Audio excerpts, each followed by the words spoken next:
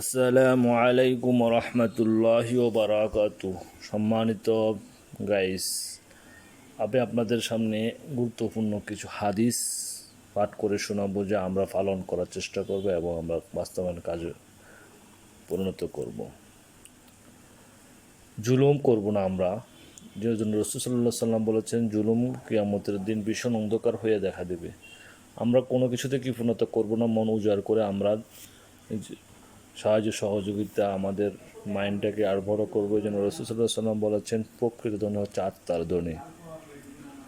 ২৪ নম্বরে রাসূল সাল্লাল্লাহু আলাইহি সাল্লাম বলেছেন, সমাজে আমাদের খুব একটা ভেদি হয়ে দাঁড়িয়েছে এখন বিদআত।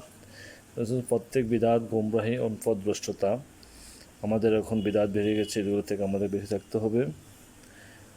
রাসূল সাল্লাল্লাহু আলাইহি সাল্লাম আমাদেরকে শিখিয়েছেন যে পিতামাতা আমাদের সবচেয়ে, বাবার পরে স্থান হচ্ছে চাচা। এই জন্য রাসূল সাল্লাল্লাহু আলাইহি সাল্লাম বলেছেন, চাচা বাপের মতো।